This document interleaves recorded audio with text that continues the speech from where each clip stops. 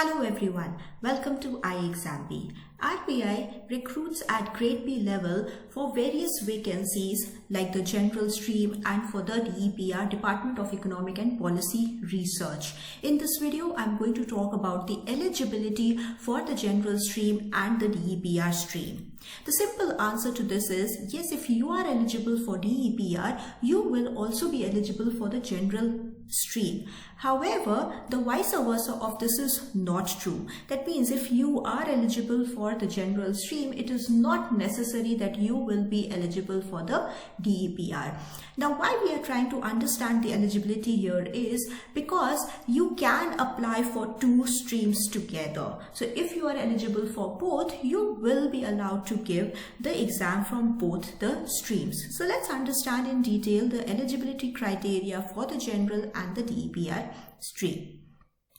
If we look at the General, the eligibility includes a graduation in any discipline. So you need to just be a graduate with any discipline or equivalent technical or professional qualification with a minimum marks of 60%.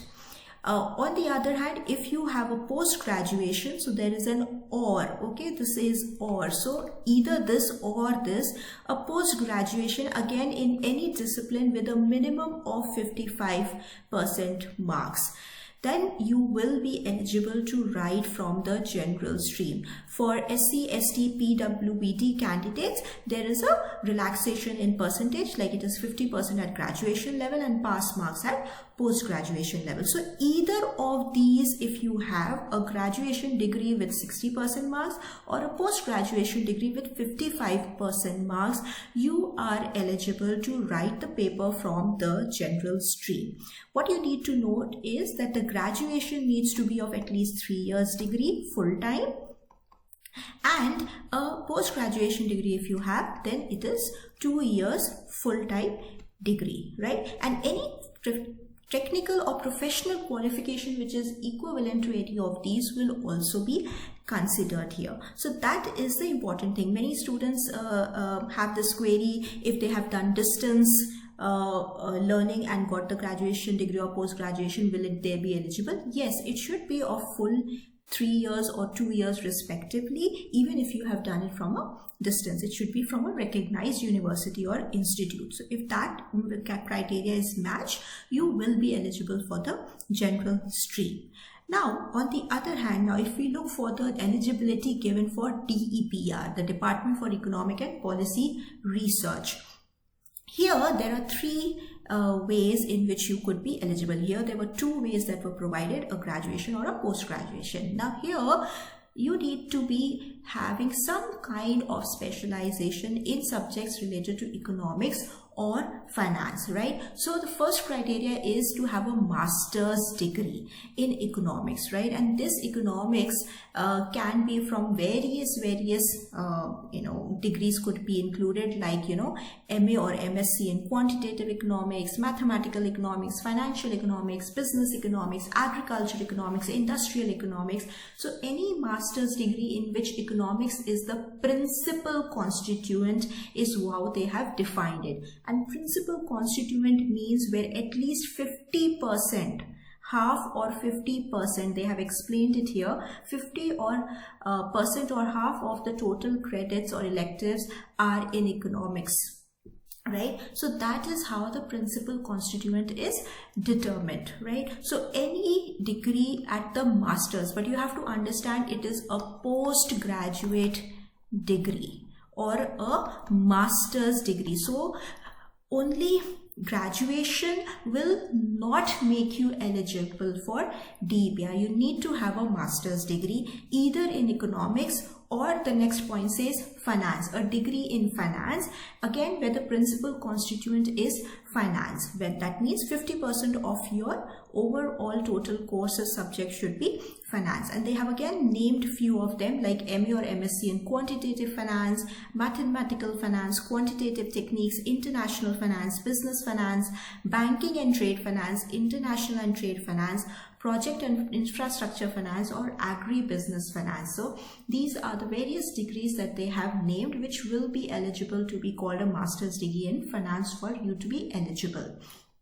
And the third is, which many of the candidates do get, is PGDM or MBA with specialization in economics and finance. Again, the thing to note is specialization in economics and finance, right? And what we mean by specialization is that in your second year of your MBA or post-graduation diploma in management, your at least 1/3 of the subjects or the credits total should be of economics or finance subjects, right? So, and this is in the second year, because in MBA and PGDM the first year is more generic in nature, where a lot of different subjects are taught to you, and in the second year you have a specialization. So when you're second year, that's why they have looked at it at the second year here only, and the 1/3 of those subjects in your second year, 1/3 of the electives and the credits that you have taken should belong to economics or finance. Then is when your specialization will be considered to be in economics or finance, right? So all these things are mentioned, plus they have also mentioned another criteria of marks, that is that you need to have at least 55% or equivalent grade in these of the subjects that you have, right? So when you've done a post-graduation, only having the post-graduation degree in any of these subjects of economics, finance or MBA with specialization in economics or finance will not be sufficient. You also need to have at least 55% marks, right? So that is what is the way, if you have any of this, will you be eligible for DEPR. So from this you can note that a post-graduation degree with 55% marks will make you eligible also for general category. However, a person having a post-graduation degree in English with 55% marks will not be able to apply for DEPR, right? So this is how a person having any of these degrees will be eligible for DEPR and general, and he can apply for both the streams if he so wants. However, the exam pattern will be different for both the exams. The syllabus for both the exams is very, very different. In my upcoming videos, I will also discuss those points in detail. Moving ahead, there's one more very important question related to eligibility, that is CA, Chartered Accountants, eligible for these exams? To answer you, I will draw your attention to one of the notifications and press release that was released in 2021 related to CA qualification, in which it was given equivalence to a postgraduate degree, right? So CA is considered to be equivalent to a post-graduation degree in our country, and therefore, yes, you will be eligible for the general stream provided you have 55% marks, right? So let me take you back to the general category qualification and eligibility, where it is clearly mentioned that any post-graduation degree in any discipline or an equivalent technical or professional qualification with minimum 55% marks or pass marks in case of SC, ST or PWBD applicants will be eligible. So given the fact that CA degree is given equivalence of a postgraduate degree in our country, yes, you will be eligible to apply from the general stream provided you have secured 55% marks in this, right? Will you be eligible for the DEPR? It's not directly actually mentioned. Many of the candidates may think that it is a post-graduation degree and may fall here, or in the B category, that you have a post-graduation or master's degree in finance where 50% of my marks is there. However, I think this is incorrect, because it is more of a degree in accountancy rather than a degree in finance. There is a difference between the two, and therefore I think this a CA may not be eligible for DEPR. We did send certain queries to RBI to confirm on that, which we have not received yet, but my general sense says a CA will not be eligible for DEPR. When I in my upcoming videos discuss in detail the syllabus also for DEPR, there you will see that the subjects studied in CA are of accounting and cost accounting and management accounting nature more as compared to finance knowledge in nature. So yes, you can very easily go and apply from the general stream.